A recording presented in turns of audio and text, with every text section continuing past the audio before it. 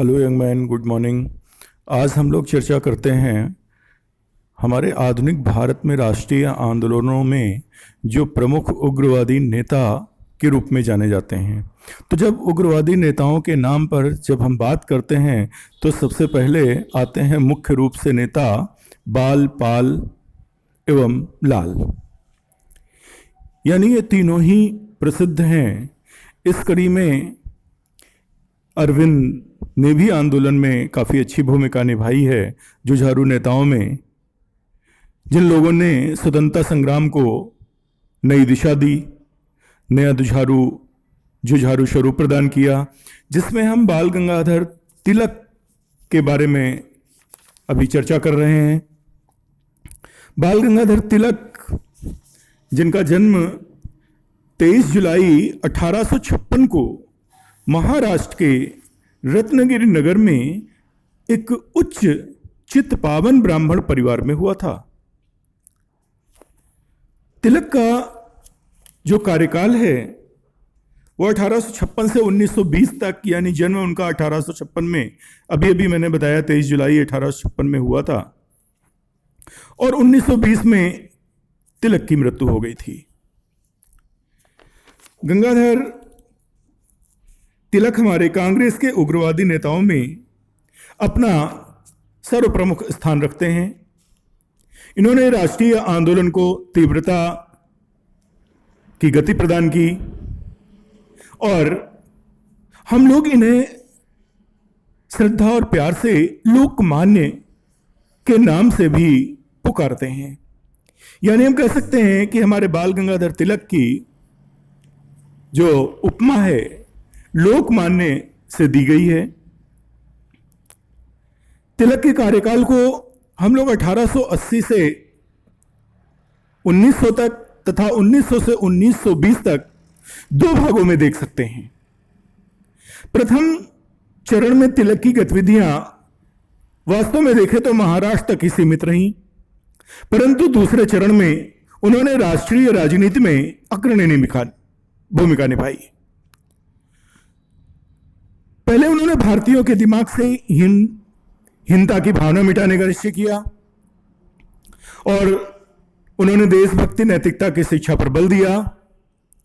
उन्हीं के प्रयासों से दक्कन एजुकेशन सोसाइटी एवं फर्ग्यूसन कॉलेज की स्थापना की गई। शिक्षण संस्थाओं की स्थापना के अतिरिक्त उन्होंने जनमत को जागृत करने के लिए केसरी, मराठा दोनों का प्रकाशन प्रारंभ किया। इन समाचार पत्रों में भारतीय संस्कृति की सराहना तथा पश्चिमी सभ्यता के अधाधुंध अनुकरण की प्रवृत्ति की खिल्ली उड़ाई गई, जिससे कि लोगों को भारतीय संस्कृति तरफ रुझान बढ़े।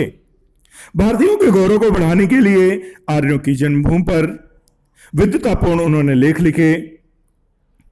कर्म मार्ग की शिक्षा देने के लिए गीता की व्याख्या भी कर डाली, यानी इसके लिए उन्होंने गीता रहस्य लिखी। जेल के अकेलेपन को दूर करने के लिए उन्होंने उसमें भी राष्ट्रीय आंदोलन की जागरूकता के लिए लोगों के लिए इतनी बड़ी किताब लिख डाली। वैसे भी आप जानते हैं कि गीता का उद्देश्य ही था कर्तव्य के लिए कर्तव्य करना, और उन्होंने भी इसमें यही मेंशन किया। उन्होंने मराठी में गीता पर टीका लिखी थी, उसी का नाम गीता रहस्य है। तिलक उद्देश्यों की पूर्ति एवं जनता को संगठित करने के लिए धार्मिक मनोभावनाओं को उभारने का भी प्रयास करते थे। यही कारण है कि उन्होंने गणपति उत्सव, शिवाजी उत्सव बड़े पैमाने पर मनाए जाने की व्यवस्था की, और आज आप देख रहे हैं कि दिन प्रतिदिन इनका रुझान बढ़ता ही चला जा रहा है। इधर 1900 में तिलक कांग्रेस से प्रभावित होकर इसमें सम्मिलित हुए। आरंभ से ही उन्हें कांग्रेस की तुलना नरमपंथी नीतियों में विश्वास कम ही था। उनका विचार था कि कांग्रेस का लक्ष्य अपने स्वयं कानून बनाने का अधिकार प्राप्त होना चाहिए, न कि ऐसे सामाजिक सुधार जिन्हें स्वाधीनता मिटाने तक टाला जा सकता है। तिलक ने हमारी कांग्रेस पर ऐसे कार्यक्रम रखने के लिए दबाव डाला जिससे उसे जनसंपर्क समर्थन प्राप्त हो सके। वे ये भी मानते थे कि जनता को कांग्रेस को बड़े पैमाने पर अंग्रेजों तथा अंग्रेजी सरकार का प्रतिरोध करने के लिए तैयार होना चाहिए। तिलक ने इस उद्देश्य से राष्ट्रीय शिक्षा, स्वदेशी बहिष्कार और स्वराज का 4 सूत्री कार्यक्रम पेश किया। यानी तिलक ने अपने 4 सूत्री फार्मूले में राष्ट्रीय शिक्षा को सर्वोपरि, स्वदेशी बहिष्कार और स्वराज को सम्मिलित किया। 1897 से 1898 में 98 में जब सरकार ने तिलक को 18 मास के कारावास की सजा दी तो उन्होंने साहस से स्वीकार कर लिया। 1907 में सूरत अधिवेशन में तत्काल उसके बाद तिलक को अपने साथियों सहित कांग्रेस छोड़कर अलग होना पड़ा, क्योंकि उन्होंने कांग्रेस से अलग उग्रवादी आंदोलन जारी रखा। कांग्रेस की आंतरिक फूट का लाभ उठाकर 1908 में सरकार ने तिलक पर राजद्रोह का मुकदमा चलाया और 6 वर्ष का कारावास दिया।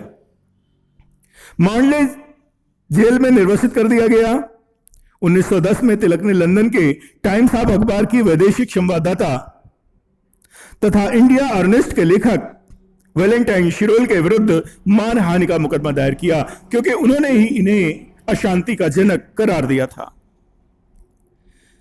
14 में तिलक ने मांडले से वापस आकर भारत और विश्व की राजनीतिक स्थिति जब आते हैं तो उस समय राजनीतिक स्थिति अत्यंत गंभीर थी। प्रथम विश्व युद्ध का खतरा मंडरा रहा था। मुस्लिम लीग का भारतीय राजनीति में उदय हो चुका था और देखा जाए तो इस विभाजन के बाद कांग्रेस भी इस समय तक निष्क्रिय हो चुकी थी। ऐसी स्थिति में तिलक आपसी फूट को समाप्त करके दोनों को एक करके स्वतंत्रता आंदोलन को गति देना चाहते थे और यही कारण था कि एनी बेसेंट के प्रयासों से फलस्वरूप तिलक अपने सहयोगियों के साथ पुनः 1916 में लखनऊ अधिवेशन में कांग्रेस में सम्मिलित हुए। कांग्रेस के अंदर ही एक होम रूल बनाना चाहते थे, परंतु कांग्रेस की अस्पष्ट नीति के कारण उन्होंने अपनी होम रूल लीग को अलग बनाने के लिए बाध्य होना पड़ा।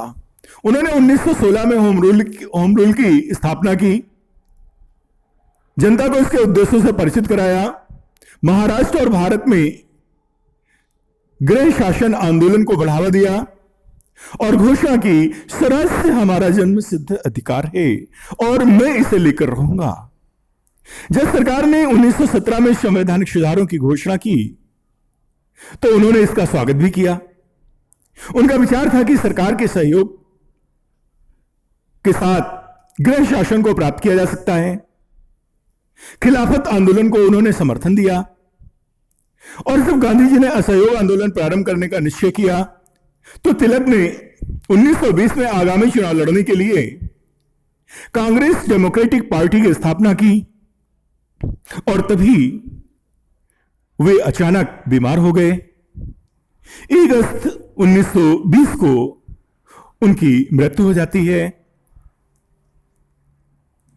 और अगस्त को ही गांधी जी ने असहयोग आंदोलन की घोषणा की और इसी के साथ हमारे तिलक की मृत्यु के साथ एक युग का अंत हो जाता है और एक नए युग का आरंभ होता है। गांधी जी ने निसंदेह तिलक की महानता स्वीकारी। स्वयं गांधी जी ने भी उनके महत्व को स्वीकार करते हुए उनकी मृत्यु के पश्चात ये कहा, अपने उन्होंने यंग इंडिया में अपने लेख में गांधी जी ने स्वीकार किया कि उनके समय में जो जनसाधारण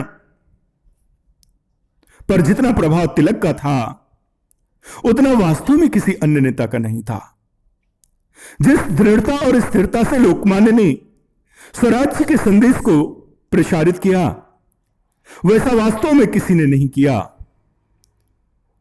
गांधी ने कहा, वस्तुतः तिलक एक यथार्थवादी राजनीतिज्ञ और उच्च कोटि के दार्शनिक थे। इस प्रकार का हमारे